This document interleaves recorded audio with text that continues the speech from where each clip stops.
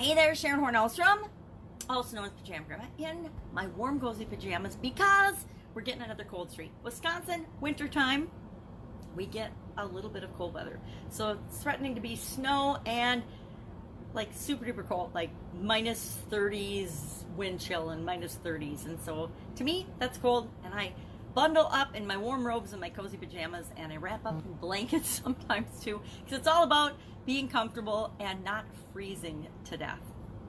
So proof is in the pudding. I have always heard this expression, not always, but mostly as proof is in the pudding. And what does that mean? It means that the proof of something is in the results. And the actual saying is proof of the pudding is in the eating.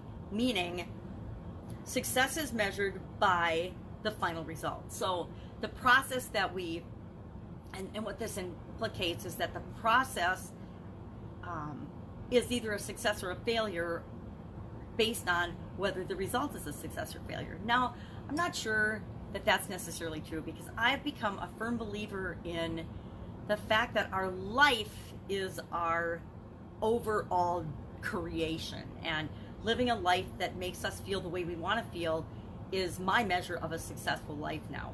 And that means all of the experiences, everything that we go through to become who it is we're going to become when we finally leave this planet is what really matters. And I tried to figure out, and I studied and researched and tried to figure out, well, what is my purpose for a really long time?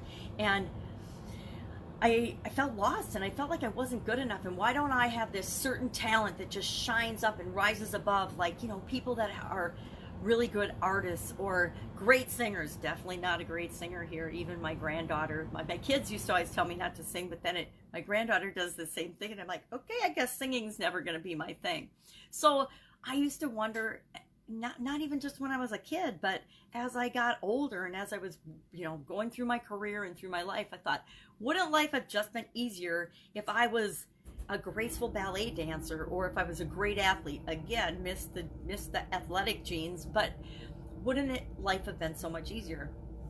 Because I was comparing myself to others, and it seemed like the results other people were getting were better than mine. Whenever we compare ourselves to others, we're setting ourselves up for disappointment and failure, right? Whenever anybody compares themselves to us, they're setting themselves up for failure as well, because guess what? Nobody can be a better you than you. Nobody can be a better me than me, right? And people might think, well, why on earth would I want to be you? You are weird as heck. You're standing here, or you're actually sitting here talking to us in your pajamas. Who does that? Who does that crazy stuff? Well, I do, because that's me. And I found a long time ago that I wasn't taking care of myself, and I wasn't paying attention to how I feel, and it became important that I prove to myself that I matter, that I need to take care of myself before I can take care of my businesses, before I can take care of my kids, before I can take care of anyone else. They always tell you in the airplane when you're flying, put your air mask on yourself first in case there's an emergency, and then put it on your child.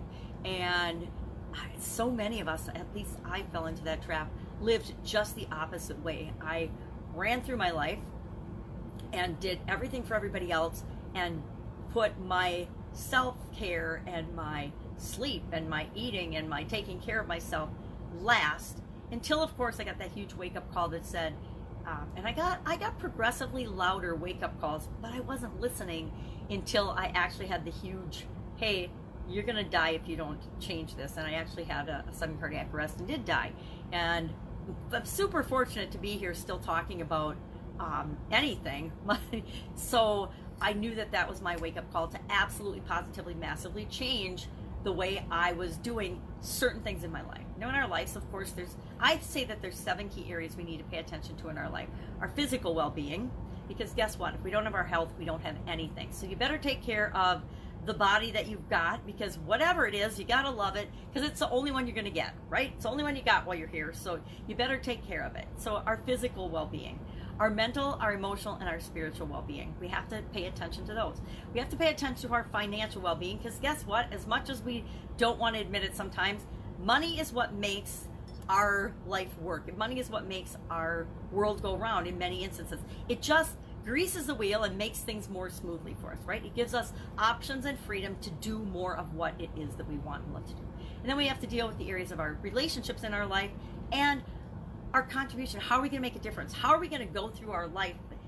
What are we going to do? How are we going to be? How are we going to show up? And how are we going to contribute to ourselves and those we love and care about, and to other areas of the world? How are we going to make the world a better place? How are we going to contribute? And I say, make the world a better place. I don't say, how are you going to get the most that you can get for you and screw the rest of the world? Because I don't believe in that. I believe that we're all here to make a positive difference. And wouldn't it be an interesting world if everybody had that perspective? Hey, I'm not here just to scrape my way through and survive and get by and get my little piece of the pie. I'm here to become the best version of myself, the best person I can be, and to positively impact the rest of the world, to be an example for the rest of the world, right? Not a warning. Let's all be examples, not warnings. So proof of the pudding is in the eating. And I like this because to me it says the end result, although it kind of says the end result is, and I think it's more the eating is an experience, right? The experience of the end result proves whether the journey was a success or a failure or was worth it or not. It's interesting. All of the things that we experience are unique and personal to us. Now, this is a really complicated topic because we feel all alone whenever we're experiencing something. Excuse me. Especially negative things or bad things in our life. I mean, when we have health challenges make us feel alone and scared and frightened. We feel like we're the only one. Now, at any given time, any health challenge we're going through, there's always a whole lot of other people going through the exact same thing, or something so similar that they actually can relate to us, although we feel like they can't relate to us. When I had my sudden cardiac arrest, I don't remember the statistic, but there's like other people going through that experience at the exact same time, right? Although when you're going through it, when I was going through it, I felt like, okay, I'm the only one. I'm going to have to figure this out by myself because, you know, the doctor's going to give me a little information. No one in my family's ever had anything like this or experienced anything like this.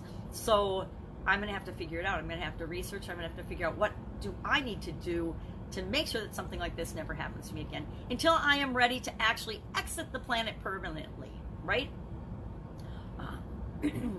So sometimes we feel like we're all alone, but we actually really never are. And there's always answers out there if we go searching for them. There's always help and answers. Although our journey, our experiences are personal, right? The problems and the obstacles and the challenges that we face whenever we're moving through our life or going for things that we want or setting a goal and wanting something or wanting to achieve something, the obstacles and the lessons along the way, they are unique to us. The types of challenges are not unique, but the way they show up in our life is unique and it's for us, for our benefit. Now, I gotta tell you, sometimes it doesn't feel like that, right? Sometimes when we're facing challenges and obstacles, one after another, when we're trying to achieve a goal, it feels like pressure and are we ever gonna get there? And sometimes we wanna quit and give up. But the only way to fail at getting what we want, the only way to fail in our journey is to quit and to give up and to just settle for things that are less than what we're capable of, less than what we want, right? And I'll admit it, there have been times in my life where I've gotten comfortable in my career and in my job and in my family life in the past where I was kind of comfortable and I'd say, geez, I should really be appreciating this and good with this and say, okay, I can live this way. And then after about an hour of that, maybe a day, I would be like, oh, hell no, this is not good enough. I'm not staying here. This is awesome, and I totally appreciate it, but I am not done yet, right? Even when I woke up in the hospital out of the coma after my sudden cardiac arrest, I thought, where the hell am I? What's going on? Why did this happen to me? And what am I going to do about it? But I'm certainly not done yet, right? So, proof of the pudding is in the eating. What do you think about this expression? Have you had experience with this? I think of the experiences I've had with this about thinking about the results that we get and the journey to achieving them. I think about things that I've wanted and what I've done to get there and to achieve those goals. And never has there been a direct and straight line to anything that I wanted. I can't think of anything that I have ever wanted that was worthwhile and a big thing to me that just landed in my lap. It was always something that I had to decide that I wanted, and then I had to take steps and actions to move toward that thing. When I wanted a job out of college, it didn't just land in my lap. I had to study, do well in school, learn a lot, get experiences in life and in work, and then go to job interviews and interview around. And I will admit that throughout my career, jobs and getting a job that I wanted did come pretty easily for me, because I understood and I learned the process of what it took to satisfy the requirements that they were asking for in a job. And when you match your skills and experiences with the requirements of the job, you're solving a problem for that organization. So it's pretty easy for them to hire you. And if you can demonstrate that you've solved problems like that and did things in the past, people believe that the past equals the future. Your past performance is an indicator of how you will perform in the future. I believe that that's not necessarily true. And of course it's not necessarily true. And even, I would argue, even is that a good indicator? Not necessarily. But that's the assumption of the masses and most people, so we go with it. And when I was going for a job to work for other people, that's what I would do. I don't know how many people in this day and age, or when I was still in corporate America, found jobs in the newspaper. But I actually got 3 very good jobs and career advances from advertisements in the newspaper. Now, if you know the probability and statistics and how many people actually respond to jobs in the newspaper, that's pretty cool. That's pretty cool. Even I was surprised sometimes that I was able to land jobs in the newspaper and that they were even advertised in the newspaper. But it's interesting. And maybe, and I'm not talking entry-level jobs. I'm talking high-end corporate executive jobs I got by finding out about them being in the newspaper. So it's kind of a weird thing. I just thought about that today. So proof is in the pudding. Proof of the pudding is in the eating. The proof of the process and the experiences that we've had is in how we feel about the results that we get and how we feel about the experiences, more than the actual result that we get ourselves. And I could talk about that probably for an hour, about stories and experiences and how it's our transformation that really matters, because that's going to impact how we really feel and how we impact our life and the world and the people around us, more than whether we actually land that specific client or get that award or certification or whatever. So that's what I'm thinking about this morning as I did my Supersize Your Business segment. It's all about proof of the pudding is in the eating. Now, I'm a big cook, so I really like these expressions that have anything to do with cooking and food and processes and systems. What else is going on? Challenges. I am currently auditing and going through, but not 100%, 4 challenges right now. I'm doing, and I'm not even going to remember the names of them. Rachel S. Lee's got a pop challenge. Kelly Roach has got the live launch. One Funnel Away challenge, of course. Grace Lever is doing a create your course challenge, create your course in 5 days challenge. And hers is a little bit different, but I'm just kind of auditing and watching people's processes and challenges, because challenges are my jam. Challenges are my thing. I'm learning that challenges and obstacles and problems are my talent, my superpower. I just have automatically found ways to overcome obstacles and challenges throughout my life, and I didn't even realize until recently that is a thing that people struggle with, is overcoming challenges and figuring things out and getting the results that they want, being the proof of the pudding is in the eating, faster, easier, more efficiently and more effectively than they ever imagined possible. And I say, hey, we can get you a result in days, not years. And there's a couple really little tricks that you can use to massively increase your ability to get results in any area of your life. But I talk mostly specifically with respect to business, because I help people grow and build and supersize their businesses.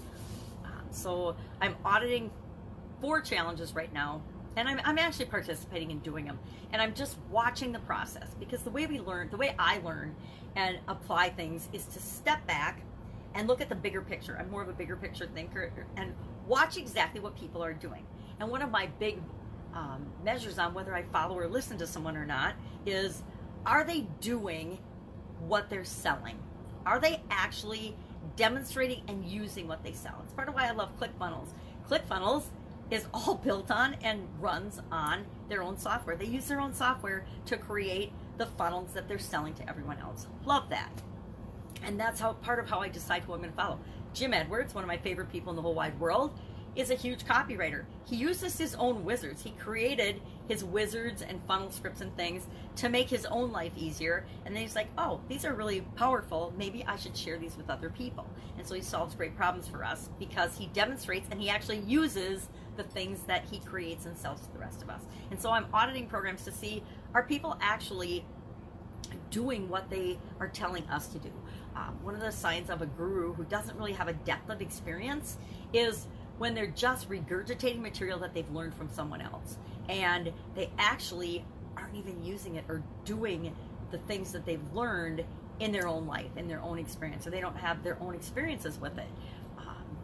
And I guess there's nothing wrong with that for entry-level type things, but when you're depending on your customer and who you're solving problems for and what you're doing for them, you got to have some level of experience and knowledge that you can share with them to help them get the results that they want. So I'm auditing a bunch of challenges, and my next challenge I should probably look at a calendar and set the date right now. It will be in March sometimes. My next, I'm going to do, I'm actually going to do something a little bit different. It's the same, but now it's different than what I've been doing. Over the last 20 years, I've done a lot of challenges, and I tend to do a challenge and leave it out there in the universe, the internet universe nowadays. And anybody, if they were creative, hint, hint, could go and find some of my challenges, right? Last week I did a challenge called the Live Thrive Challenge, which is not a great name, but I told myself I was going to do a challenge, and I always do what I say I'm going to do. So as soon as I decided I was going to do that challenge, I just did it. And I didn't have a great name for it, so I did it on my Thrive Challenge page, which is kind of where I share a lot of my challenges. And I just did it, and then I put it in the challenge group, and I've decided to do a couple of different things and a couple of different tests on this next challenge going forward. I'm actually going to do one of those challenges where the content goes up and then it disappears. I'm going to do a pop-up group and a pop-up challenge, and it's going to be there for the duration of the challenge, which is 9 to 10 days, and then the content will all disappear. I have never done a disappearing challenge before, but it seems to be the way to really get people to take action and move. If we know that the information's only going to be there for a limited time, guess what? We're more likely to carve out the time in our busy schedules and make time to get the result that we want in that short period of time. 5-day challenges, come on, 5-day challenges. If there's a result you want and you can't dedicate like an hour a day for 5 days in a row, how badly do you really want that thing? I know that in the past, when I want something, there is nothing that's going to stop me from taking action every day to get that thing. But it depends. It depends on your circumstances. It depends how much pain you're in. It depends how long you've been struggling with the problem. It depends if you believe that the person that's leading you through the challenge can really show you the way to get the result that you want, to get the result that they're promising. I've had lots of practice on that, so I guarantee I can get you the result that I'm promising you in the challenge, or I wouldn't say I can do it. I have a very strong belief in under-promising and over-delivering, and that comes from my corporate days working in billion-dollar companies where the sales department would get us in huge jams. I actually ran the quality function, but they would get us in huge jams because quality had to go solve all the problems, right? So if a customer wasn't happy about something because sales said we could do something that we weren't technologically capable of doing, this is me pulling out my hair, I was the one that had to go fix and repair that. And guess what? Sometimes you can't repair that. Sometimes you just have to give people hundreds of thousands of dollars back in refunds because someone in another department promised something that your manufacturing department and your production department could not deliver. It wasn't even capable of doing, right? We're not capable of doing this, so don't promise that we can. So that fun day. I'm doing a 365-day challenge already. I think that I'm not doing a challenge, but I'm always doing challenges, right? I'm doing this daily. This could be considered a challenge where I hop online every day and I talk about my journey. I talk about what I'm doing as I transition from corporate America and the brick and mortar world of businesses, lots of different businesses, to the online world, and the journey that I'm having as I make that transition, and why I even want to make that transition, right? I think most of us hop into the online world for a couple of reasons. One, we want more freedom and we want more time. We want the promise that all of the experts and gurus tell us it's going to come so easily. And again, at day 745, how easily does it really come? You know, and I think it can come a lot more easily, and for some people it comes a lot more easily, but one of those people that tends to overthink and overcomplicate everything. And I think one of the keys to success online is to find a simple model, keep it simple, and just implement that model. And then figure out what feels good and what works for you.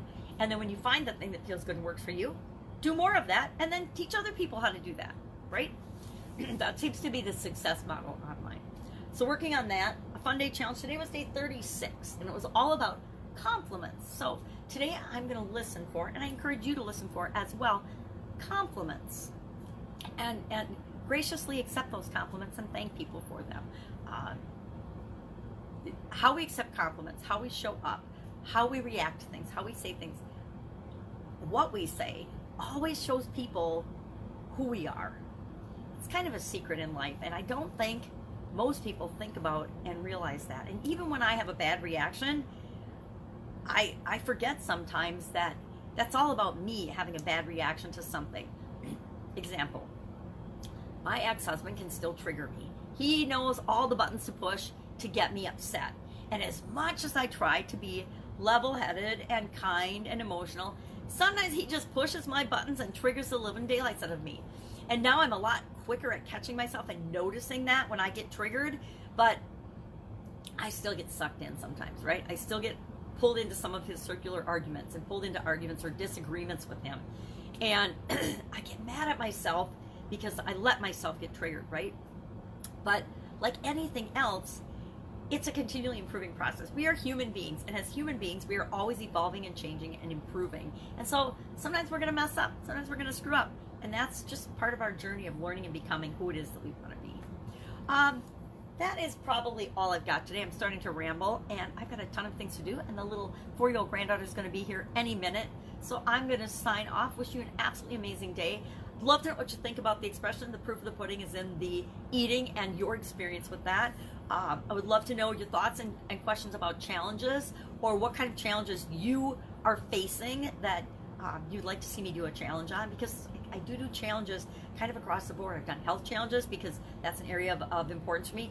I have not done any relationship challenges. So a relationship challenge might be a challenge for me if that's something somebody wants me to see me work on. I've done lots of business challenges. So if there's any area of your business that you would like to see an improvement on, and I'm talking a rapid, massive improvement on, hit me up in the comments below, and maybe I'll create a challenge just about that, and we'll get other people, because I guarantee if you're having a problem and a challenge in your life, you are not the only one. There's probably a million other people right now experiencing the same exact challenge that you are. Although, again, each of our challenges and each of our journeys is unique and special to us. And so we like to customize things to make sure that you are getting your specific needs met. I'm big on customization. All right. Have an absolutely amazing day. If I can help you in any way, hit me up in the comments below. Otherwise, I will be with you tomorrow for another update on what am I working on, what's working, what's not, what direction, and what can I maybe help you with. And that's it. Have a great day.